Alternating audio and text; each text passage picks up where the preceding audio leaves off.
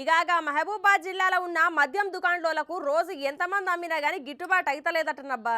ఇక దానికోసం గవర్నమెంట్ పెట్టిన రేట్లు కాదని వాళ్లే సొంతంగా రేట్లు ఫిక్స్ చేసి మరీ అమ్ముతుర్రంట. చూడుర్రి.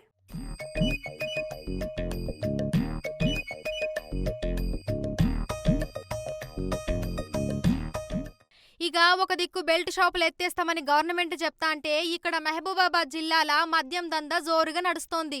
గిట్లా ఆటోలల్లో వేసుకొని పోయి మరి బెల్ట్ దుకాణాలకు మందేస్తారంటే చూడుర్రి ఎట్లుందో సంగతి. గంతేకాకుండా ప్రతి బ్రాండ్కు 20 రూపాయలు ఎక్కువ తీసుకుంటున్నారట. ఎందుకని అడిగితే చూడుర్రి ఏమంటుండో. బీర్ల మీద ఎవరు అమ్మమంటారు? ఎవరు అమ్మమన్నారు? మీరు మీ ఓనర్ ఎవరు? పేర్లు చెప్పు రాదు. అరే నీకు అమ్మమ్మన్నా అన్న పేరు చెప్పు. పేర్లు చెప్పావా? అమ్మమ్మని పేరు చెప్పు. ఎవరు అమ్మమ్మన్నారు మీకు? వాళ్ళ పేర్లు చెప్పావా? ఎవరు మీకు అమ్మమ్మన్నది? ఎవరు మీకు సిండికేట్ ఎవరు లీడర్ ఎవరు? సిండికేట్ లీడర్ ఎవరు చెప్పావు? నువ్వు చెప్పావేంది? ఎవరు బాబు నువ్వు చెప్పు రాదు. ఎవరన్నా చెప్పు, ఇప్పుడు చెప్పు. సిండికేట్ లీడర్ ఎవరు?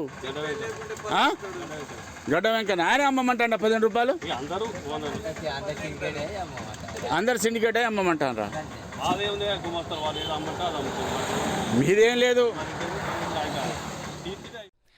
ఇన్నరు కదా, షాపులు దక్కించుకున్న ఓనర్లందరూ కలిసి గిట్ల సిండికేట్గా మారి ఇష్టం వచ్చిన రేట్లు పెట్టి అమ్ముతున్నారట. అంతేకాదు బెల్ట్ షాపుల్లా ఇతర మండలాల లిక్కర్ అమ్మకుండుండడానికి మద్యం బాటిల్స్కు సిండికేట్ నిర్వాహకులు ప్రత్యేక స్టిక్కర్లు, స్టాంపులు సుత వేస్తున్నారట.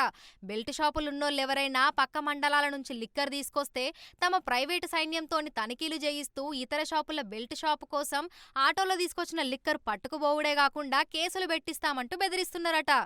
ఇక్కడ ఉన్నటువంటి 3 లైసెన్స్ షాపులు కూడా సిండికేట్గా తయారై ఒకటే వాటి మీద స్టిక్కర్లు ఏవైతున్నాయో ఒకటే నెంబర్ తోటి వేసి ఇక్కడున్న ఆటోలతోటి లోపల బయారం మండలంలో విస్తృతంగా బెల్ట్ షాపులు ప్రోత్సహిస్తూ 20 నుంచి 30 రూపాయలకు అధిక ధరలకు అమ్ముతూ మరి చేస్తూ ఉన్నారు.